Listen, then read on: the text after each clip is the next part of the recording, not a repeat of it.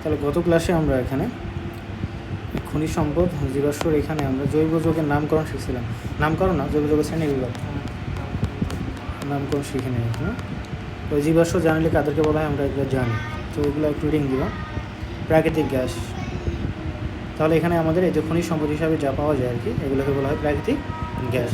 এর মধ্যে সবথেকে বেশি পরিমাণ কাকে পাওয়া যায়? মিথেনকে পাওয়া যায়। কোনটা কত পার্সেন্ট থাকে একটু দেখে নেব।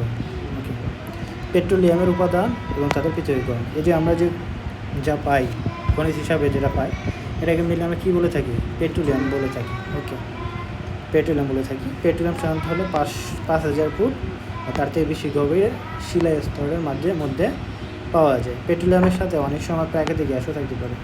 পেট্রোলিয়ামের ভাগে চাপ প্রয়োগ করে এবং খুব খনন করা হলে এই গ্যাস পেট্রোলিয়ামকে ভূপৃষ্ঠের ভাগে উঠতে সাহায্য করে। নিচে গ্যাস থাকবে তো উপর দিয়ে তুলে দেবে, তাই না? এরকম। ওকে, যে পেট্রোলিয়াম খনি থেকে সরাসরি পাওয়া যায় তাকে বলা হয় কী বলতো? অপরিশোধিত তেল বা ক্রুড অয়েল বলা হয়ে থাকে। অর্থাৎ যে তেলটা আমরা একদম সরাসরি পাই খনি থেকে তাকে বলি আমরা ক্রুড অয়েল বা অপরিশোধিত তেল বা পেট্রোলিয়াম বলে। হ্যাঁ, এই অপরিশোধিত তেল হচ্ছে অস্বস্থ কখনো কখনো সালফারের কিছু যৌগ থাকার কারণে দুর্গন্ধযুক্ত। আমরা এটা আগেও জানি যে সালফারের যৌগ কেমন হয়? দুর্গন্ধযুক্ত হয়ে থাকে। পেট্রোলিয়াম মূলত বিভিন্ন হাইড্রোকার্বনের মিশ্রণ, হাইড্রোজেন এবং কার্বন দ্বারা গঠিত বিভিন্ন জৈব যৌগের মিশ্রণ, এবং এটা সরাসরি ব্যবহার উপযোগী নয়, করতে হয় আমাদের ব্যবহার উপযোগী। তো এটা করার জন্য বিভিন্ন পদ্ধতি আছে। ইয়াতে তো আপনার জাহাজে যখন করে সরাসরি তো ক্রুড অয়েল ইউজ করা যায়। শোনো, এখন তো ব্যবহার করতেছে, ব্যবহারের উপযোগী না করলে কেমন হয়? উপযোগী আসলে এটা এখানে তো মনে করো মানে কিছু ক্ষেত্রে দেখা যায় এটা ব্যবহার করা যেতে পারে। যে মেইনলি আসলে যে আমরা ব্যবহার উপযোগী না বলতে আমরা যে আসলে আমাদের যে এই তেলটা সার্বজনীন যে ব্যবহার করে থাকি এটা আর কি, অনেক ফর্ম আছে, তো এগুলো তো আসলে ডাইরেক্ট ওইরকম ফর্মে পাওয়া যায় না, এটা ব্যবহার উপযোগী করে নিতে হয়। এটাই হলো মেন কথা। যে অপরিশোধিত তেল আংশিক পাতন পদ্ধতিতে, মানে যেটা আছে না, ব্যতিক্রম কোনো উদাহরণ হয় না এরকম একটি বিষয়। দেখো যা তুমি দৈনন্দিন জীবনে যে ব্যবহার করো, দেখো এখানে কি পেট্রোল, ন্যাপথা, কেরোসিন, ডিজেল, তাই না? পেট্রোলিয়াম গ্যাস, এগুলো কিন্তু সিঙ্গেলভাবে পাওয়া যায় না। ন্যাপথা বলতে ন্যাপথা কোথায় ইউজ করে? এটা বিভিন্ন ইন্ডিকেশন আছে, ব্যবহার আছে, এগুলো তো আমরা শান্তি ব্যবহার করি না আর কি। তাহলে দেখো পিছে করা হয়, তো এই যে দেখো তাহলে এগুলো সাধারণত এক জায়গায় থাকে, তাই না? এক জায়গায় থেকে সমষ্টিগতভাবে থাকে, তো কম্বাইন্ড থাকে, এগুলো থাকে। তো এখন কথা হলো এগুলোকে পৃথক করতে হবে। পৃথক করার বিভিন্ন ফর্মুলা থাকতে পারে। তো এখানে দেখা যাচ্ছে বিজ্ঞানীরা এটা খেয়াল করে দেখছেন যে আসলে এই যে যা কিছু থাকে এদের সবার কি এক নয় বলো তো? স্ফুটনাঙ্ক এক নয় বা গলনাঙ্ক এক নয়। তো বিভিন্ন গলনাঙ্ক স্ফুটনাঙ্কের যদি আমরা পদার্থ যদি আমরা একত্রে মিশ্রিত আছে সেটাকে যদি আমরা তাপ দেই, তাহলে ওর মাঝ থেকে কোনটাকে বেশি ফুটবে? কঠিন যদি থাকে কোনটাকে তরল হবে যার গলনাঙ্ক কম, এরপর ফুটে যাবে, মানে বাষ্পীভবনিত হবে যার স্ফুটনাঙ্ক কম। ওকে, তো ওই মানে থিওরিটাকে কাজে লাগে মেনলি এমন একটা করা হয়েছে, মানে আমরা অনেকগুলো দেখবো যে আমরা যে বিশুদ্ধকরণের অনেকগুলো প্রণালী আছে, ইন্টার দেখবা গুণগত রসায়নে, যে আংশিক পাতন আছে, ডাইরেক্ট পাতন আছে, থিতানো আছে, অনেকগুলো আছে, তো অনেক কিছু আছে, এগুলো দেখবো। তো এইটা হলো অংশকলন বলা হয়। অংশকলনের মাধ্যমে পাতন, এটাকে বলা হয় আংশিক পাতন। এখানে একটা জিনিস মাথায় আসলো, সেটা হচ্ছে আপনার আকরিকের ওইখানে অনেক ধরনের পদ্ধতি ছিল না, এখন কোনো তো পাতন টাতনের কোনো পদ্ধতি দেখলাম না। এখন ধরেন হচ্ছে অপদ্রব্যের যদি গলনাঙ্ক কম হয় তাহলে এটা মানে ফুটায় করে দিতে হবে। পাতন টাতন এরকম না, বিষয়টা হলো কি যে এখন কোথাও যদি এরকম জিনিস থাকে তাহলে ওটা করা যাবে। মেইন কথা হলো যে যদি কম হয় তখন তো আবার হিট দিয়ে এটা অপদ্রব্যটা ওরকম, হ্যাঁ এটা করা যায়। তো কথা হলো যে আসলে সবার ক্ষেত্রে এরকম হয় না যে কমেন্টলি থাকে। তো এটা অনেক সময় এটা সিম্পল একটা প্রসেস, এটা তো এরকম বেশি না। যেমন মনে করো যে তুমি লবণ নিলা, পানিতে ডাইরেক্ট কি আমরা লবণ পাই? মানে লবণ কি আমরা শুকনা লবণ পাই না, কিন্তু আমরা জানি যে সোডিয়াম ক্লোরাইড নিষ্কাশন কিন্তু আমরা জানি সোডিয়াম ধাতু। তো তুমি লবণ নিলা, সোডিয়াম ক্লোরাইড নিলা, এটা পানিযুক্ত নিতে হয় না? দেখো তো এমনিতে দেখবা দক্ষিণাঞ্চলে দেখা যায় কি ওই যে জমির মতো আইল করে রাখে, পানি দেয় ওখানে, পানিতে সূর্য শুকায় যায়, লবণ পড়ে থাকে। ঠিক ওটা কি পাতন পরীক্ষা এক ধরনের, তাই না? তো এখানে এমন করে তাপ দিল, পানি উড়ে গেল, তলানিতে শুধু থাকবে কি সোডিয়াম ক্লোরাইড। ঠিক বিষয়টা এরকম আর কি। তো এখানে যেটা করা হয় অংশকলনের মধ্যে পাতন করা হয়। পাতনটা কেমন? যে এখানে সব নেওয়া হলো, দেন এখানে একদম হিট দেওয়া হলো অনেক তাপমাত্রা, এবং সবথেকে বেশি তাপমাত্রা নিচে প্রয়োগ করা হয়, এবং তাপমাত্রা উপর দিকে ধীরে ধীরে কী বলো তো কমে। তো মনে করো যে এখান থেকে যদি তাপ দেওয়া হয়, অর্থাৎ এখানকার টোটাল সবগুলোর যে গলনাঙ্ক তার থেকে মানে স্ফুটনাঙ্ক তার থেকে বেশি তাপ দেওয়া আছে, তো সবগুলো কী হবে ধীরে ধীরে বলতে শুরু করি। মানে ফুটবে, গলে বাষ্পে পরিণত হবে। বাষ্পে পরিণত হয়ে যার মানে যার মনে করো স্ফুটনাঙ্ক তত তাপমাত্রা গিয়ে মনে করো তো এটা স্ফুটনাঙ্ক তো অনেক বেশি, তার মানে বাষ্প পরিণত হলো। তো মনে করো যদি পানি ক্ষেত্রে যদি ধরি, মনে করো এখানে পানি ছিল, বরফ ছিল, তাপ দিলাম, যাইতেছে এগুলো মনে করো সবই 100 থেকে বেশি। তো 100-তে যখন আসবে তাহলে তাপমাত্রা যেতে কমতেছে না, মনে 95 গেল, তখন কি এটা আর বাষ্প থাকবে? কী হবে? পানি হবে। তার মানে যদি এখানে আমরা একটা লাইন নেই, তাহলে এটাতে কী হবে? বেরোয় যাবে না? পানিটা বেরোয় যাবে কি না? যাবে না? নিচে আসবে কি পানি? নিচে তো আসতে পারবে না, তার নিচে আসলে আবার বাষ্প হয়ে যাবে। তার মানে পথে হলো উপরে যাওয়ার, উপরে যে রাস্তাটা পাবে সেই রাস্তা দিয়ে চলে যাবে। বুঝতে পারছো? আর বেশি উপরে যেতে পারবে না, তার বেশি উপরে গেলে কী হয়ে যাবে? ভারী হয়ে যাবে, তরল হবে। তার মানে ডাইরেক্ট এই পথে বের হয়ে যাবে।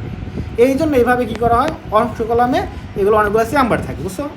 তারপরে এই চেম্বারে, তার এই চেম্বারে কি আটক হয়? একটা কথা সেটা হচ্ছে যেমন এটার সমস্যা কি, ধরেন হচ্ছে এইখানে গেল ঠান্ডা হয়ে আবার যদি নিচে আসে, নিচে যাইতে পারবে, আবার বাষ্প হয়ে যাবে না? হ্যাঁ। তো এভাবে আবার উপরে গেল আবার না, যেহেতু ফাঁকা রাস্তা আছে চলে যাবে না, ও তাও তো ঠিক। ফাঁকা রাস্তা আছে, তার কখন বসে থাকবে? বেশি যখন তার কন্টিনিউয়াসলি এখান থেকে বাষ্প যাচ্ছেই, তো এই বাষ্পটা কই যাবে? চাপ বাড়লে বের হয়ে যাবে, তো এটা বের হয়ে যাবে। তো যার গলনাঙ্ক, যার স্ফুটনাঙ্ক যত, সেই সীমায় গিয়ে কি হয়? বের হয়ে যাবে। বুঝতে পারছো? এইভাবে প্রতিটা আলাদা আলাদা চ্যানেলের মাধ্যমে বা ক্যানেলের মাধ্যমে পৃথক হয়ে যায়। বুঝছো? তাপমাত্রা অনুসারে, তাপমাত্রা রেঞ্জটা একটু মনে রাখতে হবে। তো এগুলা সব থেকে যে এগুলো দেওয়া আছে দেখো, তাহলে আংশিক পাতন হলো এক ধরনের পাতন।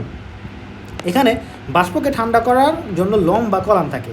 কলাম আবার বিভিন্ন অংশে বিভক্ত থাকে। নিচের অংশটি তাপমাত্রা সব থেকে বেশি থাকে, এবং যে অংশ যত উপরে তার তাপমাত্রা তত কম থাকে। ফলে যদি একাধিক তরলের মিশ্রণকে তাপ দেওয়া হয়, তাহলে বাষ্পীভূত কী হবে? বাষ্পীভূত করে আংশিক পাতন কলামের নিচের অংশে প্রবেশ করানো হয়, তবে বাষ্পের ধর্ম অনুযায়ী তা কলামের উপরের দিকে উঠবে এবং পরে বেরিয়ে যাবে। যেহেতু উপরের কলামগুলো তাপমাত্রা কম, তাই তরলের মিশ্রণের প্রত্যেকটি উপাদান তাদের স্ফুটনাঙ্ক অনুযায়ী আংশিক পাতনের বিভিন্ন অংশ যেগুলো বললাম ওইগুলাই, ঠিক আছে? এগুলো বিভিন্ন কিছু পাওয়া যায়। এখান থেকে কী কী পাওয়া যায়? অবশ্যই তেল থেকে পেট্রোল, গ্যাস, ন্যাপথলিন, এগুলো বিভিন্ন কিছু পাওয়া যায়, ঠিক আছে? পাওয়া যায়।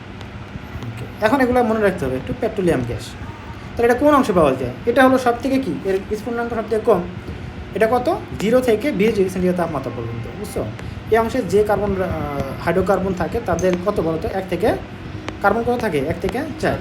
এগুলো একটা দেখলাম, বৈশিষ্ট্যগুলো দেখলাম। এগুলো কি এলপিজি হিসাবে ব্যবহার হয়, liquid petroleum gas, LPG gas.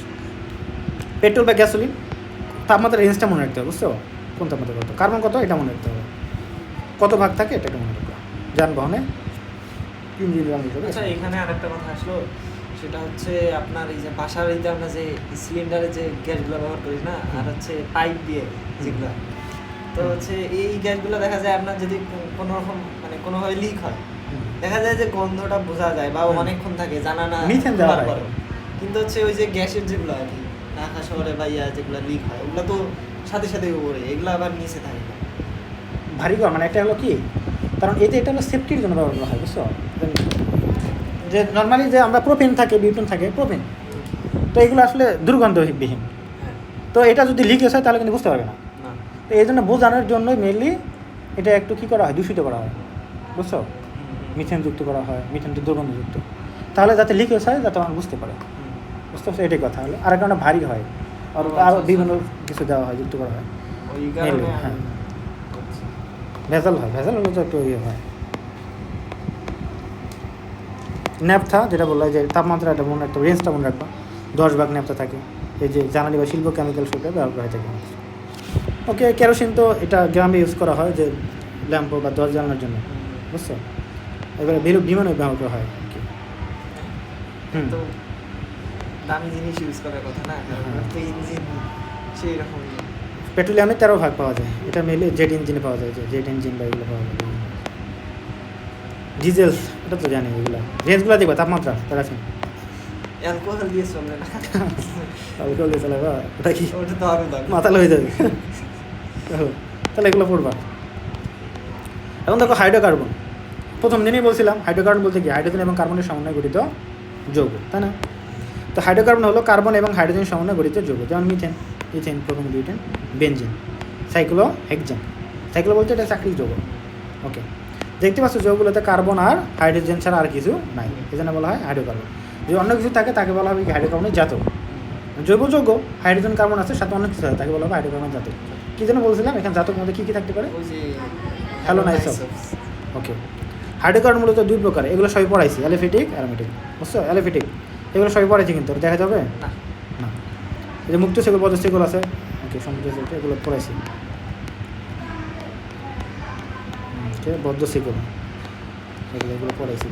ওকে, অ্যারোমেটিক হাইড্রোকার্বন। এখানে দেখো গ্রিপ শব্দ অ্যারোমা থেকে অ্যারোমেটিক শব্দটি এসেছে। অ্যারোমেটিক শব্দের অর্থ হলো সুগন্ধ, যদি এখনও দুর্গন্ধ আছে অনেক। প্রথমে যে অ্যারোমেটিক যেগুলো পাওয়া গিয়েছিল সেগুলো কি সুগন্ধ ছিল, তাই এর ধরনের নামকরণ করা হয়েছে। বেনজিন, ন্যাপথালিন হচ্ছে অ্যারোমেটিক হাইড্রোকার্বনের উদাহরণ। ওকে, অ্যারোমেটিক যৌগগুলো সাধারণত কয় কারণ বিশিষ্ট হয়? 5, 6, 7 সদস্যের সমতুল্য যৌগ হয়, আর বেশি থাকতে পারে। আচ্ছা, হ্যাঁ, এদের মধ্যে কী থাকে বলো তো? একান্তর দ্বিবন্ধন থাকে, যেটা বললাম, একটা পরপর কী থাকবে? দ্বিবন্ধন থাকবে, এবং পর্যায়ক্রমে কার্বন কার্বন একটি করে একক বন্ধন থাকে, এবং ইলেকট্রনগুলো সঞ্চালনশীল থাকে। গতকাল বললাম না, যে এটা হলো কি বেনজিন। এটা বোঝায় কি কর্ণগুলো কি বলো তো? একটা কার্বন, তো এখানে এই যে, দ্বিবন্ধন আছে একটা পরে। বুঝছো, এরকম বোঝায়। বা এটা ছাড়া আবার অনেক সময় বেনজিনকে জাস্ট আমরা এইভাবে বোঝাই, একবারে জিরো করলাম। এটা যোগ যোগ, যেহেতু এটা অ্যারোমেটিক যোগ, আমরা বুঝে নিব যে একান্ত দ্বিবন্ধন আছে। এর সাথে আবার বিভিন্ন কিছু যুক্ত হতে পারে, বুঝছো? হাইড্রোজেন হাইড্রোজেন সরাই দিয়ে প্রতিষ্ঠা শুরু হবে। এগুলো আর অতিরিক্ত কিছু প্রশ্ন কি, যে এখানে প্রতিষ্ঠা হিসাবে কয়টা প্রতিষ্ঠা বুঝতে পারে? ও না, থাক, দেখো না। কয়টা প্রতিস্থাপক বলেন, ওটা একটু শুনি। না, এখানে যে প্রতিস্থাপক বললাম, হাইড্রোজেন মানে প্রতিস্থাপক অনেক, হাইড্রোক্সিল মূলক, অ্যালডিহাইডের মূলক, কার্বক্সিলিক অ্যাসিডের মূলক, অনেক কিছু বুঝতে পারে না? নাইট্রো এগুলো, বা হ্যালোজেন বুঝতে পারে, এইগুলো বুঝতে পারে। হ্যালোজেনগুলো মানে বুঝতে পারে, কোলিন করবেন, এগুলো বসে, ক্লোরোবেনজিন এগুলো বসে, হেক্সাক্লোরো, আর অনেক ধরনের যোগ আছে। তো এখন কথা হলো, এখানে 3 জায়গায় প্রতিস্থাপন হতে পারে, 1টা, 2টা। এটা তো মনে করো প্রতিস্থাপন কীভাবে হয়, মনে করো অলরেডি এরকম না, যে মনে করো কোনো একটা যৌগ আছে, অলরেডি কোনো একটা, মনে করো এটাকে বলা হয় ফেনল, ঠিক আছে? ফেনল কিন্তু কী বলো তো? অম্লীয়, অ্যাসিডিক। তো ফেনল, তো এটার তখন আমরা বলি প্রতিস্থাপক কয়টা থাকতে পারে? 3টা। এই যৌগটা 3টা কেন? 3টা হলো, এই যে অবস্থান কয়টা থাকে? 1টা, 2টা, 3টা, তাই না? আর এগুলো কি সেম অবস্থান না? এটাও তো আছে, এটাও আছে। তাহলে 3 ধরনের অবস্থান, এবং 3টার জন্য 3টা নাম আছে। এইটার নাম হলো কি? অর্থ। এটা বলি প্যারা, এটা বলি মেটা। অর্থ, প্যারা, মেটা। তাহলে এই যে যদি মনে করো এখানে আমি একটা নাইট্রোমূলক দিতাম, NO2, তাহলে হ্যাঁ, অর্থ নাইট্রোফেনল, এটা হলো প্যারা নাইট্রোফেনল, এটা হলো মেটা নাইট্রোফেনল। যদি এখানে 2টা নাইট্রো থাকতো তাহলে কী হবে বলো তো? ডাইমেটা না, হ্যাঁ, অর্থ। তাহলে এটা আমরা এইভাবে করি, এটা তাহলে যদি 1 নাম্বার ধরে 1, 2, 3, 2, 3 ডাই নাইট্রোফেনল, বা ডাইরেক্ট বলতে পারো কি অর্থ প্যারা ডাই নাইট্রোফেনল, এভাবে বলতে পারো। এগুলো আবার অনেক বিষয় আছে, যে আপনার স্পেসিফিক করে না দিলে যে কোনো এক জায়গায় যদি বসা দেয় ডাই নাই, ও না প্যারা বললে তো ওই জায়গায় বলবে। তো এগুলো অনেকগুলো বিষয় আছে। 2টা থাকলে ডাইনাইট্রোফেনলগুলো, ডাইনাইট্রোফেনল বলতে বোঝায় 2 জায়গায়, যে কোনো জায়গায় তো 2টাই না, জায়গায় তো 3টা। এখন কোন জায়গায় বলতে হবে? তো তুমি ডাইরেক্ট বললা 2টা ডাইনাইট্রোফেনল, তাহলে এখানেও থাকতে পারে, এখানেও থাকতে পারে, আবার এখানে থাকতে পারে, এই জন্য জায়গাটা বলতে হবে। আবার এখানে আবার বিষয় আছে, যে আসলে এই যে বললাম না নাইট্রো হবে কি না, এটা অনেক ডিপেন্ড করে, যে এখানে আসলে কোন মূলকটা প্রতিস্থাপন করছে তার উপর নির্ভর করে ওই ধরনের যোগ্য হয়, নাইট্রো হবে না ফেনল হবে, নাইট্রো হবে না প্যারা হবে না মেটা হবে, বুঝছো? এগুলো জটিল বিষয়, এগুলো না পড়ো, তোমার দরকার নেই, বলবো তারপরেও নামকরণ তো শেখাই লাগবে, একবারে শিখে নিব। কারণ তোমাদের নাই তো, না থাকলেও হচ্ছে একবারে শিখে আচ্ছা বলি, তো এই যে বেনজিনের প্রতিস্থাপকের নামকরণ যদি বলি, মানে বেনজিনের নামকরণ মিলি, তাহলে দেখলাম আমরা 3টা অবস্থান, অর্থোপেরা, মেটা। ওকে, মূলক আছে বিভিন্ন, যেগুলো মূলক বললাম ওইগুলো মূলক। আচ্ছা, নামকরণটা কি পরে আপনি শেখাবেন, মানে আরও ইয়ে আছে নাকি? নামকরণ তো আছে, অ্যালফেটিক যুগের নামকরণ আছে। নামকরণের সময় তখন একবারে শেখাবেন নাকি এখন? কারণ আচ্ছা, নামকরণ একসাথে শেখাবেন। হ্যাঁ, আধা আধা লাগে তো, একবারে শেখাই দেবেন। ওকে, তাহলে এগুলো বেনজিন, ন্যাপথালিন, অ্যানথ্রাসিন, ফিনান্থ্রাসিন, অনেক ধরনের যৌগ আছে, বুঝছো? এখানে যদি বলি যে আরেকটা যুক্ত করে দেওয়া যায়, ওটা বলা হবে অ্যানথ্রাসিন। আরেকটা যদি এরকম করে, এটা না দিয়ে এইভাবে না দিয়ে যদি এখানে দেওয়া হয় ফিনান্থ্রিন, বুঝছো? এরকম বিভিন্ন যৌগ আছে।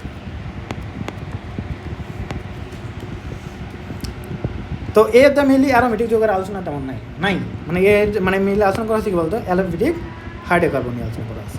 ওকে, এখন কথা হলো সমগোত্রীয় শ্রেণী বা হোমোলগাস। এই বিষয়টা বুঝতে হবে যে সমগোত্রীয় শ্রেণী বলতে কি বোঝায়। বিষয়টা কিছু নেই, তারা বলি একটু আমি জাস্ট। সমগোত্রীয় শ্রেণী বলতে বোঝায় এক বস্তু, মানে একই ধরনের কিছু মৌল, মানে এক মৌল না, মানে একই যৌগ না, মানে একই ধরনের কিছু যৌগ, ছোট বড় যৌগ।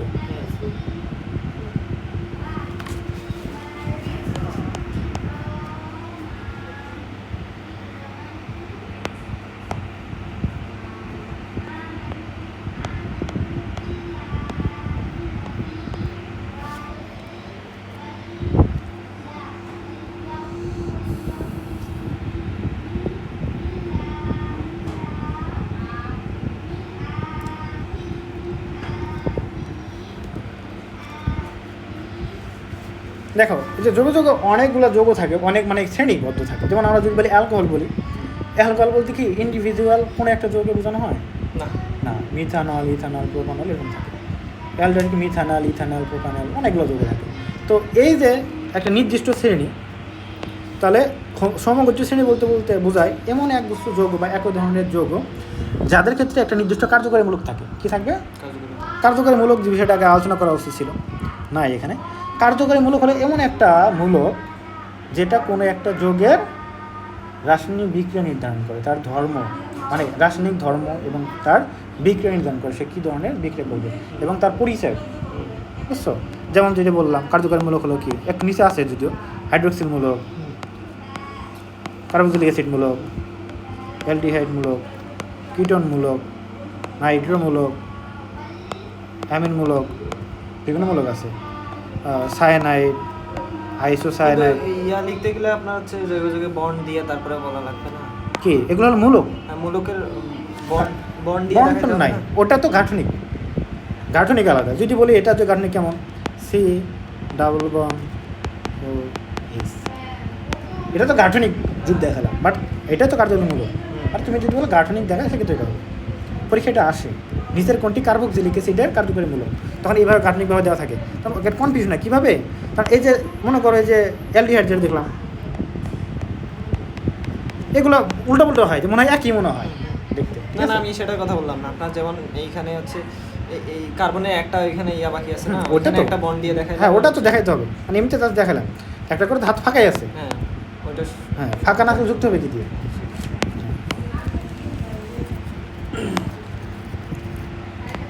তাহলে দেখো এখানে হোমোলগা, তাহলে সমগোত্রীয় শ্রেণী বলতে এরকম বোঝায়। এটাকে পড়ি, তারপরে এক্সট্রাগুলো যা বলার দরকার বলি।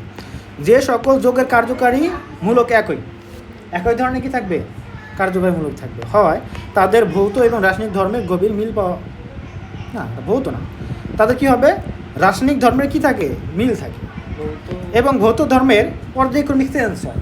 তার কারণ এই যে কার্বন সংখ্যা বৃদ্ধি পাওয়ার সাথে সাথে ধীরে ধীরে কী হবে, গ্যাস থেকে তরল, তরল থেকে কঠিন হবে, বুঝছো? তারা কার্বন ভৌত ধর্ম দিয়ে এক না, কার্বন সংখ্যা বাড়ার সাথে সাথে তাদের ভৌত ধর্ম পরিবর্তন হয়, বাট রাসায়নিক ধর্ম কি একই, সবাই অ্যালকোহল, সবাই একই ধরনের বিষয় করবে, বুঝছো? অর্থাৎ সমগোত্রীয় শ্রেণী সকলে একই ধরনের রাসায়নিক ধর্ম প্রদর্শন করে, কিন্তু ভৌত ধর্ম এক না, পর্যায়ক্রমিক পরিবর্তন। হ্যাঁ, পর্যায়ক্রমিক ভৌত ধর্ম পরিবর্তন হয়। এদেরকে সমগোত্রীয় শ্রেণী বলে। একই সমগোত্রীয় শ্রেণীর সকল সদস্যকে সাধারণ সংকেত দিয়ে প্রকাশ করা যায়। যেমন অ্যালকেন যদি বলি, এই সমগোত্রীয় শ্রেণীর CnH2n+2 আমরা দেখলাম প্রকাশ করা যেতে পারে। নিচে বিভিন্ন সমগোত্রীয় শ্রেণীর উদাহরণ দেওয়া হলো, যেমন কি এই যে এগুলো দেওয়া আছে, অ্যালকিন, অ্যালকাইন, অ্যালকোহল, এগুলো দেখালাম, এগুলো উদাহরণ দেওয়া আছে। তো এখন আর কিছু নাই, তো আরও কিছু একটু জানা উচিত।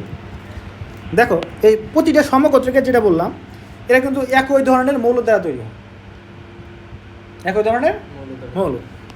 এই দেখো অ্যালকেনের ভেতরে দেখো সবগুলাতে কি সিএইচ, সবগুলাই সিএইচ। এর মধ্যে সিএইচ কিছু আছে না।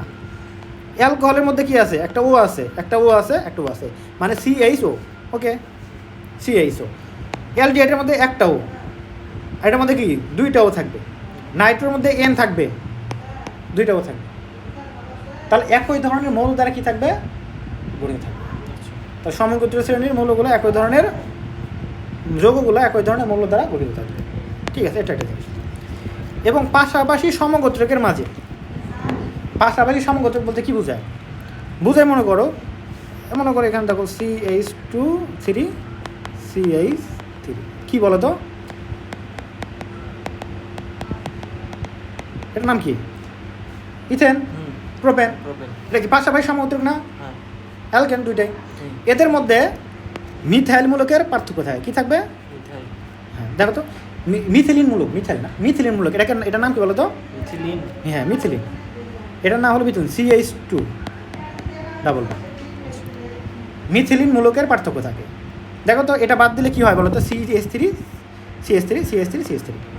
তাহলে শুধু পার্থক্য কি বলো তো, মিথিলিন মূলক। তাহলে পাশাপাশি দুইটি সমগোত্রকের মধ্যে যে কোনো যৌগের ক্ষেত্রে, অ্যালডিহাইড বলো, কার্বক্সিলিক অ্যাসিড বলো, ইথার বলো, কিটোন বলো, এস্টার বলো, সবগুলোতে শুধুমাত্র মিথিলিন মূলকের পার্থক্য থাকে পাশাপাশি মধ্যে। এখন আরও একটা এমসিকিউ করা যায় এখান থেকে। মিথিলিন মূলকের ভর কত, 14, কার্বন 12, এটা 2, 14। তো পাশাপাশি দুইটি সমগোত্রকের মধ্যে ভরের পার্থক্য থাকে 14। ঠিক আছে, তো এরকম যদি বলা হয় এরকম 3টা কার্বন যদি গ্যাপ থাকে, তার মানে তাদের ভরের গ্যাপ কত হতে পারে, 3 গুণন 14। আর এরকম এমসিকিউ তৈরি করতে পারে। তাহলে এগুলো বুঝলাম।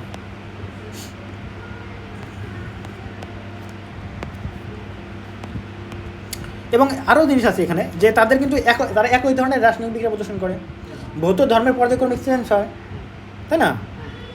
ওকে, রাসায়নিক তাহলে এগুলো করে থাকে আর কি। তারপর একটু কী বলতেছিলাম, একই রকমের প্রস্তুত প্রণালী থাকে তাদের, একই রকমের প্রস্তুত প্রণালী মনে হবে, মানে তৈরি করা হয় ওই যৌগগুলোকে কীভাবে তৈরি করছে, মোটামুটি একই রকমের প্রস্তুত প্রণালী। ঠিক আছে, ওকে। এখন দেখো সম্পৃক্ত হাইড্রোকার্বন বা অ্যালকেন। তো আমরা জানি অ্যালোভেটিক যে যৌগগুলো ছিল এগুলোকে 2 ভাগ করেছেন, একটা সম্পৃক্ত, একটা অসম্পৃক্ত। সম্পৃক্ত বলতে যেখানে 2 বন্ধন বা তিন বন্ধন নাই, আর অসম্পৃক্ত বলতে যেখানে 3 বন্ধন বা 2 বন্ধন আছে। তো সম্পৃক্ত হলো কি, অ্যালকেন।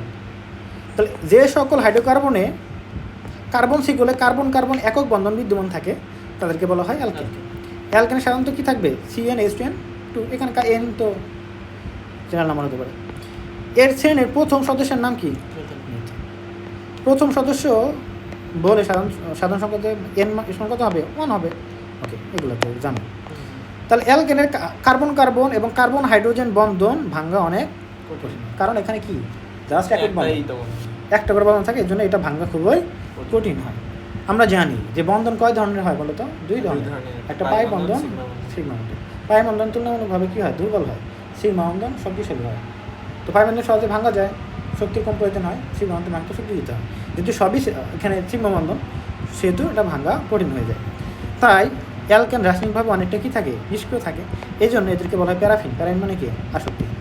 তো অ্যালকেনকে প্যারাফিন বলা হয়, এটা মনে রাখতে হবে। উচ্চ তাপমাত্রা, চাপ কিংবা শক্তিশালী প্রভাবকের উপস্থিতিতে অ্যালকেনের রাসায়নিক বিক্রিয়া অংশগ্রহণ করে। তো এখানে দেওয়া নাই, মেইনলি দেখা যায় মিথেন থেকে শুরু করে প্রোপেন, পেন্টেন অবধি মনে হয়, বিউটেন অবধি মনে হয়, এটা গ্যাস।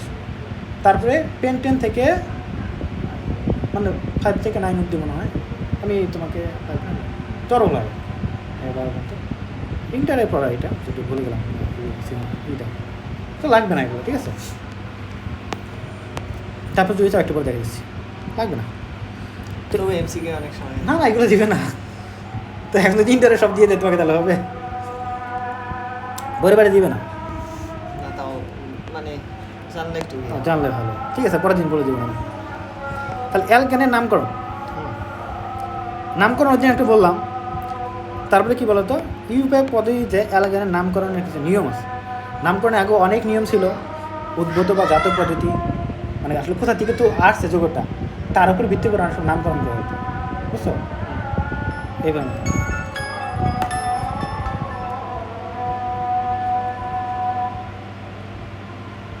হ্যালো, আসসালামু আলাইকুম। হ্যাঁ ভালো আছি, আপনি ভালো আছেন? হ্যাঁ টিউশনে আছে, টিউশন করাচ্ছি। পরে ফোন দিই আপনার, টিউশন শেষ করে আপনাকে ফোন দেবো। পড়তেছে ভালো, মাসাল্লাহ এখন ভালো পড়তেছে। কিছু গ্যাপ আছে কেমিস্ট্রিতে, ফিজিক্সে গ্যাপ আছে একটু। কেমিস্ট্রিতে মোটামুটি পড়লে পারে, ফিজিক্সটা অনেকটাই গ্যাপ আছে, পুরোটাই গ্যাপ। হ্যাঁ সমস্যা নাই, ওটাই এখন বেশি ফোকাস দেবো ওটাই আর কি। হ্যাঁ হ্যাঁ দেখতেছি আমি, ঠিক আছে ইনশাল্লাহ, ইনশাল্লাহ ঠিক আছে। আচ্ছা হ্যাঁ অবশ্যই, ঠিক, হ্যাঁ হ্যাঁ আসছে, ওরা আসছে, মা আসছে, ফিরে আসছে, ঠিক আছে।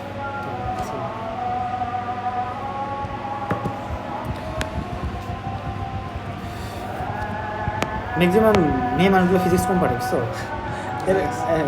গতবার একটা স্টুডেন্ট পড়াইতাম, ফিজিক্স খুবই কম পারে, জাস্ট পরে ফিজিক্সে পড়াইছি ইন্টারে, এবারও একটা এটা পড়াচ্ছি, পড়াই আসলাম। ফিজিক্স খুবই দুর্বল, আচ্ছা, মেডিকেল ইউনিভার্সিটি দিবে, এই অত তো লাগে না, বেসিক তো বুঝতে হবে। তারপর নাহলে তো না। মুখস্থ করে মানে ধাঁধা টানা আছে। এটাই ঝামেলা, মুখস্থ দিয়ে তো হয় না, না বুঝলে পারে আনন্দ করলাম। তাহলে দেখো নামকরণ যদি বলি, এই সরল শিকল বিশিষ্ট অ্যালকেনকে এক কারণ বিশিষ্ট অ্যালকেন, মানে সরল শিকল বিশিষ্ট অ্যালকেনে এক কারণ বিশিষ্ট অ্যালকেন মিথেন, একে কী বলা হয়? ও এক্সট্রা বলতেছিলাম কিন্তু না, যে এগুলো বিভিন্ন নামকরণ আছে। যেমন এখানে যদি বলি উদ্ভূত বা জাদু পদ্ধতি আছে, তারপর যদি বলি এটা ইউপাক পদ্ধতি আছে, মানে বিভিন্ন ধরনের পদ্ধতি আছে। যদি বলি আমি যে এই যেমন যদি বলি ফর্মাল ইন্ট্রেশন না, ফর্মাল আসলে নামকরণ কিন্তু কীভাবে আসছে, এটা ফর্মিকা থেকে, হ্যাঁ, মানে ফর্মিকা, যে পিঁপড়া থেকে পাওয়া যায়। তো এক ধরনের এগুলো বিভিন্ন নাম আছে আর কি। তো এগুলো আছে, এগুলো উদ্ভূত বা জাদু পদ্ধতি আছে, অনেক পদ্ধতি আছে, তো দরকার নেই এগুলো। ইউপিআই পদ্ধতি আমাদের এখানে বললে হবে, ইন্টারভিউটা একটু দেখতে পারবো, তো ওগুলো লাগে না অতটা। তো এখানে দেখো এক কারণ বিশিষ্ট যেটা আছে এটা বলি আমরা মিথেন, দুই কারণ বিশিষ্ট কী বলি আমরা? মিথেন। তিন কারণ বিশিষ্ট কী বলি? এগুলো একটু এগুলো বললামই তো, গত ক্লাসে পড়েছি। ওকে, তো এখন দেখো একটা জিনিস আমরা শিখবো, অ্যালকাইলমূলক। কত ক্লাসে বললাম না, অ্যালকাইলমূলক কাকে বলে? অর্থাৎ এই যে মিথেন থেকে যদি আমরা একটা কার্বনকে ছেড়ে দিই, CH3 হয়, একে বলা হয় মিথাইলমূলক। বুঝতে পারছো? মিথাইলমূলক। তো এখানে দেখো বিষয়টা আমি বলি, যে অ্যালকেন থেকে একটি হাইড্রোজেন, এটা মিথাইলমূলক। আর অ্যালকাইলমূলক কি বলতে কি বোঝায়? অ্যালকেন থেকে একটা হাইড্রোজেন গেলে অ্যালকাইল, বুঝতে পারছো?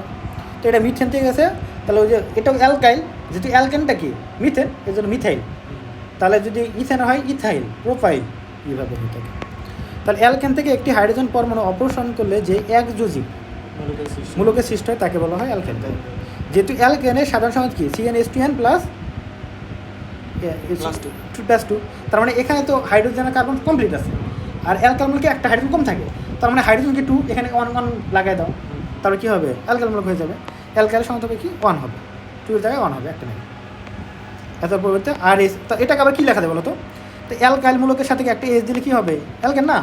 এটা কিন্তু এইভাবে লেখা যায়, আর এস, এটা দ্বারা কী বোঝায়? অ্যালকেন। এটা অ্যালকাইলমূলক আর একটা হাইড্রোজেন, তো এটাকে আবার এইভাবে লেখা যায়। আর এইটাকে যদি কেউ হাইড্রোজেন ধরে, হাইড্রোজেনই তো, এটা হাইড্রোজেন। কিন্তু হচ্ছে যেমন অ্যালকাইল মূলকে তো কার্বনও আছে, এইটা অ্যালকাইলমূলক, এটা পুরোটাই যে কোনো অ্যালকাইলমূলক হতে পারে, আর সাথে একটা হাইড্রোজেন, এটা হলো অ্যালকেন। ওকে, যে অ্যালকেন থেকে হাইড্রোজেন পরমাণুকে অপসারণ করা হয় তাকে কি অ্যালকাইলমূলক বলা হয়। ওই অ্যালকেনের নামকরণ কীভাবে? সেই অ্যালকেনের নামের সাথে নামের শেষ অংশের এন বাদ দিয়ে আইল যোগ করে দিতে হয়। যেমন অ্যালকাইল, অ্যালকেন না বলে অ্যালকাইল বলতে হয়, আইল যোগ করে দিতে হয়। উদাহরণ হিসেবে বলা যায় যে মিথেন থেকে মিথাইল, আইল যোগ হবে। ইথেন থেকে ইথাইল, প্রোপেন থেকে প্রোপাইল। ওকে, বিউটেন থেকে বিউটাইল, এবার পারবা। ওকে, তো এখন তাহলে একটু নামকরণ আমরা একটু দেখি, তো নামকরণ শিখলাম না তো, এটা নর্মাল জিনিস, তো একটু এরকম ভেতরে থাকে না, বড় কঠিন যৌগ থাকে না।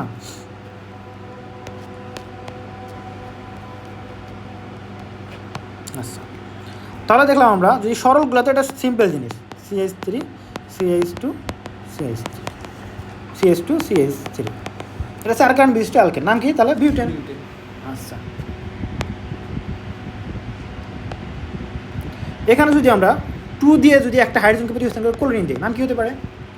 ক্লোরোবিউটেন। হ্যাঁ, ক্লোরোবিউটেন বলা যাবে। আরেকটা কি বলা যেতে পারে অ্যালকাইল হিসেবে? বলো। অ্যালকাইল হিসেবে বিউটাইল ক্লোরাইড। ও হ্যাঁ, বুঝতে পারছো? তাহলে বিউটাইল ক্লোরাইড বলতে পারি এবং ক্লোরোবিউটেনও বলতে পারি। তো এইগুলো আবার যৌগ আসলে অনেকভাবে সমানও তৈরি করা যায়। কী তৈরি করা যায়? সমান, অর্থাৎ তাতে আমাদের কী বলতো, আণবিক সংকেত এক বাট গাঠনিক সংকেত ভিন্ন। তাহলে মাঝের কোনো একটা হাইড্রোজেন তুলে ক্লোরিন ঢুকাই দিই। না, হাইড্রোজেন তুলে না, তাহলে এইটাকে আমরা কী করতে পারি? শাখা শিকল তৈরি করতে পারি। শিকল CH3 CH দিলাম, এখানে একটা CH3 দিলাম, আচ্ছা আচ্ছা, CH3। দেখো তো ঠিক আছে কিনা দুইটার মধ্যে? হ্যাঁ ঠিক তো আছে, সব কিছু কিন্তু ঠিক আছে, বুঝছো? খালি গঠনটা। হ্যাঁ, শুধু গঠনটা আলাদা। তো এইটার নামকরণ শেখা লাগবে না? এটার নামকরণ কী হবে, কীভাবে করতে হবে? এটা নামকরণের পদ্ধতি হলো যে যখন শাখা শিকল থাকবে তখন না, এই শিকলটাকে আমাদের টার্গেট করতে হবে। এই শিকলটা যেখানে থাকবে সেখানে আমরা দিব হলো 1, মানে সেখানে মানে টার্গেট করতে হবে। এখানে 1 দিব না, এটা না, টার্গেট করতে হবে। টার্গেট করে দেখবো কোন পাশ থেকে শিকলটা কাছে হয়। এই পাশে দুই পাশে সমান না, শিকলের সাথে এই পাশে একটা করে, তাহলে এই পাশ থেকে ধরবে 1 কার্বন 2 কার্বন 3 কার্বন। বুঝতে পারছো? তাহলে নামকরণ কী হবে? আমাদের তো ওই লোকেশনটা আইডেন্টিফাই করতে হবে। এটার নাম কী হবে বলো তো? 2 মিথাইল প্রোপেন, প্রোপেন বলতে হবে। তখন এটা তো শাখা, মেন কি এক্সিস হলো এটা 2 মিথাইল প্রোপেন। জাস্ট আমি শিখাচ্ছি না, জাস্ট একটু খালি ধারণা দিচ্ছি, এগুলো ইন্টার পড়বা, তাহলে অনেক ডিটেলস বুঝাইতে হবে, অনেক নিয়ম বলতে হবে। এইটা যদি আমি এভাবে লিখি এখন, আচ্ছা CH3 দিলাম, এটা CH2 CH3। এখন কি করতে হবে তাহলে বলো তো? এখন কি হবে? এখন কিন্তু নাম্বারিংটা উল্টে যাবে। তাহলে আমাদের শাখা কোথায়, মূলক কোথায়? এখানে, এই দিক থেকে। এখানে। তারপরে এখন কোন দিক থেকে নাম্বারিং করবা? মূলকটা যদি এইটা ধরি, এখান থেকে মূলক তো এটা ধরতে পারবে না, তার মানে এই যে শাখা কোনটা, এইটা। বা তুমি শাখা এটাকেও ধরতে পারো, তখন এটা হবে আসলে এক্সিস, বাঁকা এক্সিস, বা এটা ধরতে পারো। তা আমরা আসলে এখানে একটা দিক মনে রাখতে হবে, আমাদের সবসময় দেখতে হবে কোন দিকে গেলে সবচেয়ে বড় শিকল পাওয়া যায়। মেইন প্রধান অংশটা বড়টা রেখে বাকিটা কী হবে, শিকল ধরতে হবে। বুঝতে পারছো? এখন যদি আমি এখানে আর একটা এটা দেখাই, তাহলে এখানে সব থেকে বড় শিকল হয় কোন দিকে গেলে? এদিকে গেলেও যত হয়, এদিকে গেলেও 4টে হয়, 1 2 3 4, 1 2 3 4। তাহলে তুমি 2 দিকে যেতে পারো, তোমার ইচ্ছা। আমরা ধরলাম এটাকে মেইন অ্যাক্সিস ধরলাম। তাহলে এই যে আমাদের মূলকটা আছে, মূলকটা যে কার্বন আছে তার কোন পাশে কত কার্বন? এই পাশে 2টা, এই পাশে হলো 1টা। তাহলে কোন পাশ থেকে গেলে কাছে পাওয়া যায় বলো তো? ডান পাশ থেকে। তাহলে এটা ধরবো 1, এটা 2, এটা 3, এটা হলো 4। তাহলে নামকরণ কত হবে? 2 নাম্বার আছে না, তাহলে 2 মিথাইল বিউটেন। বুঝতে পারো? আচ্ছা, এখন মনে করো যে যোগটা এরকম আছে, এগুলো আসলে তোমার দিলে তখন কনফিউশন মনে হবে। এই যে CH3, এইটা দেখে কিন্তু একটা কনফিউশন মনে হবে তোমার যদি ডাইরেক্ট দেয়।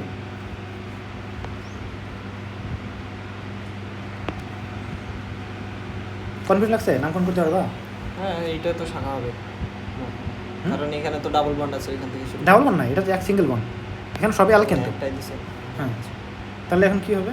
এইটাকে শাখা ধরবো, বা এইটাকে ধরলে তো না, এটাকে ধরা যাবে। এই যে এটাই হলো কনফিউশন। দেখুন একটা শাখা এরকম নাই, নিয়ম আছে, একটা নিয়ম। কথা হলো আমরা শাখা ধরবো, আমরা মেন শিকল দেবো কোনটা, যে দিকে গেলে বেশি কারণ পাবো। এদিকে গেলে 1টা 2টা 3টা 4টে হয়, আর 1 2 3 4 5টা। তাহলে কোনটা ধরবো? মেন প্রধান শিকল এটা। তাহলে শিকল কোনটা হবে, মানে শাখা কোনটা হবে? এটা। তাহলে মেন এক্স হলো এটা। এখন এখানে দেখলাম 2 দিকে 2টা করে আছে না, যে তাহলে তুমি যে কোনো দিক থেকে নামকরণ করতে পারো, এদিক থেকে করতে পারো, মানে নাম্বারিং করতে পারো। আমি এদিক থেকে করি 1 2 3 4 5। তাহলে কী হবে? 3 মিথাইল 1 2 3 4 5 প্রোপেন। এই প্রোপেন কেন? পেন্টেন। ও পেন্টেন, হ্যাঁ, প্রোপেন আর পেন্টেন এক হয়ে যায় আর কি। দেখো 3 মিথাইল পেন্টেন, বুঝতে নামকরণ। তো এরকম বিভিন্নভাবে ক্রিটিক্যালভাবে থাকতে পারে। ওকে। ওকে, এগুলো আরও অনেকভাবে থাকে বুঝছো, যে এখানে এটা আছে, অত নাম শিখা যাবে না তো, এখানে এই যে এরকম, কিন্তু স্কুলে তো করাবে এই যে এরকম হাইড্রোক্সিল মূলক আছে মিথাইলে, এটার নাম কি হবে? তো এক্ষেত্রে আবার গণ্য আছে যে আসলে কার্যকারী মূলকের অগ্রগণ্য ক্রম আছে, তো এগুলো তোমাকে শেখাতে হবে, তোমাকে এগুলো আসবেও না। কার্যকারী মূলক অনেক আছে না, এগুলো আবার অগ্রগণ্য কম আছে, কোনটাকে প্রাধান্য দিব? তাহলে এই যোগটা কি হবে? এই যোগটা কি অ্যালকেন হবে না অ্যালকোহল হবে? অ্যালকোহল। বুঝছো? তাহলে এটা কি করতে হবে? অ্যালকোহলকে শাখা শিকল ধরে হ্যাঁ, ভাঙবে। তাহলে আমাদের এই অ্যালকোহলকে মেন ধরতে হবে, নাম্বারিং করতে হবে। হ্যাঁ। বুঝছো? এখান থেকে তাহলে এই পাশ থেকে নাম্বারিং করতে হবে, 1 2, বুঝতে পারছো? এমনি নাম্বারিং করতে হবে। তাহলে এটা কি হবে? 1 2, এটা 3 নাম্বার, হ্যাঁ 4 নাম্বার 5 নাম্বার। তাহলে প্রতিস্থাপক কোথায় কোথায় আছে? 2 এবং 3-এ। যোগটা কি হবে? অ্যালকোহল। তাহলে কি লিখতে পারো? এটা হলো 1 2 3 4 5। তাহলে কি 3 মিথাইল তখন লিখতে হয়, এটা কি যোগ বলো তো? 5 না, হ্যাঁ 3 মিথাইল পেন্টেন। পেন্টানল, কিন্তু ওটার আবার নল নাম্বার কত? 2 2 নল যদি দেই 3 মিথাইল পেন্টানল 2 বলতে বোঝায় অ্যালকোহলের কার্যক্রম রূপটা 2 এ আছে। আরও আছে 3 মিথাইল পেন্ট, অনেক নামকরণ পদ্ধতি আছে, পেন্ট 2 অল। এক্ষেত্রে এই যে হাইপেন দিতে হয়, বুঝছো? 3 মিথাইল পেন্ট 2 অল, এটা বলতে কি বোঝায় বলো তো? 2 নম্বরে একটা অ্যালকোহল মূলক আছে। হ্যাঁ বুঝছো। আর ডাইরেক্ট যদি লেখো 3 মিথাইল পেন্টানল 2, পেন্টানল 2টা পছন্দ হয়, বুঝছো? আবার যদি ধরি আমরা, পরে ক্লাসে আমি তাহলে দেখাবো কার্যক্রম মূলক দেখবা, সেখানে দেখবা আচ্ছা আমি নামকরণটা ওটা আলাদা নিয়ে শিখবো। নামকরণ তো মানে আচ্ছা ওটা নিয়ে একদিন ক্লাস নেবে, না মানে ওই যে সবগুলা কার্যকরী মূলকের তোমাদের বই দেওয়া আছে এখানে অবশ্য, কিন্তু এখানে সিকোয়েন্স সবগুলো তো দেওয়া নাই। এটা একটু বিস্তারিত শিখবো।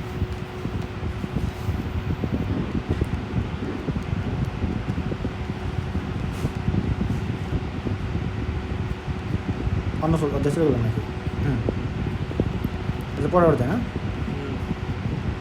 যাই হোক আমি দেখাবো না।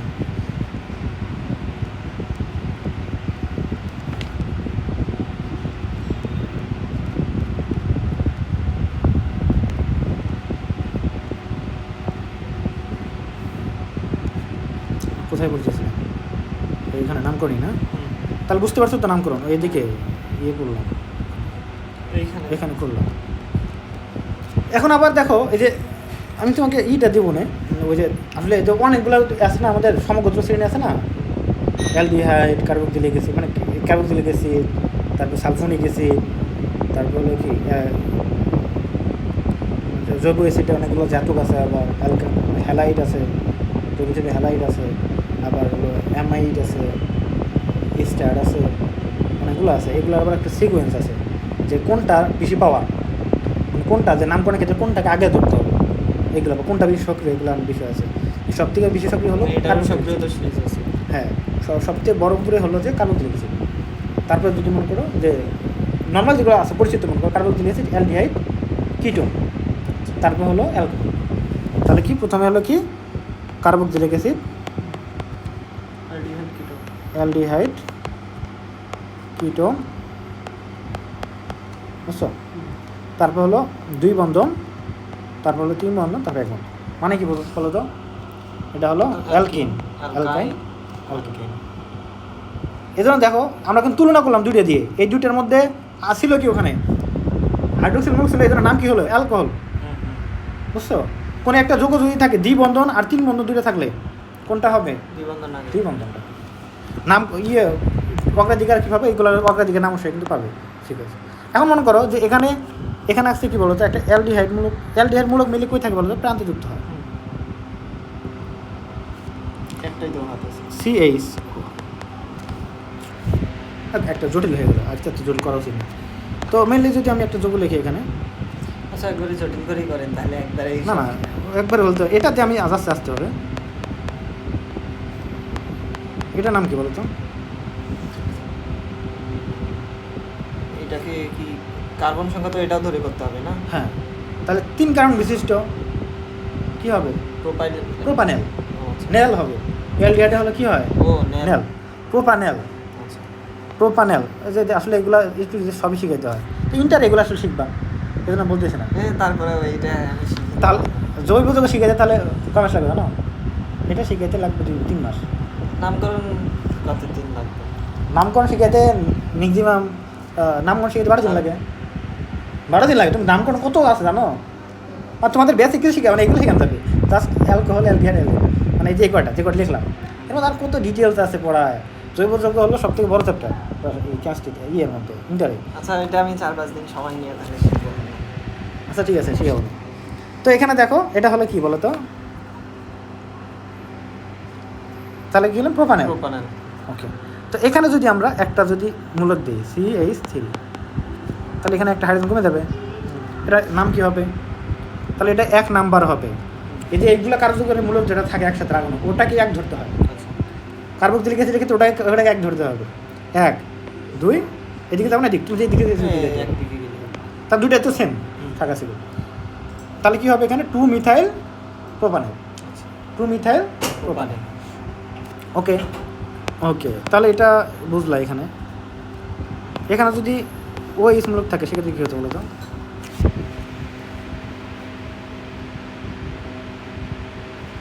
এখন এগুলো আসলে তোমাকে অ্যালডিহাইড বলে তৈরি দিলাম। করতে হবে। অ্যালডিহাইড তো যোগ্য অ্যালডিহাইডে, তো এটা কি নাম হবে? বিউ, এটা কি 1 2 3 2, মানে তাহলে এটা কি হবে? এটা কি 3 নাম্বার কার্বন না? তাহলে প্রোপেন 2 অল,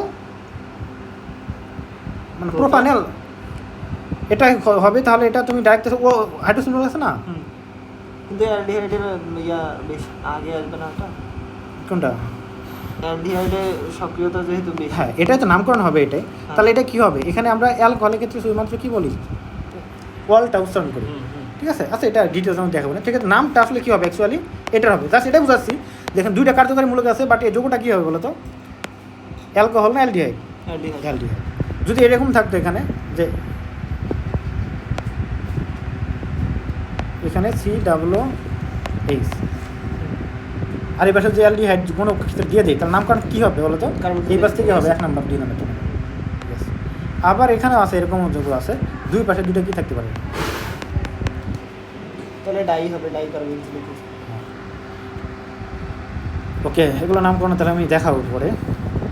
এগুলো অনেক আছে, যে মাঝে হাইড্রোক্সিল মূলক থাকলে কী হয়, অক্স হয়, কী হয়, অনেকগুলো নাম আছে, এগুলো ব্যাপার সবাই আছে। তো এগুলো হলো পরে এখানকার সম্পৃক্ত এগুলো বললো। হ্যাঁ,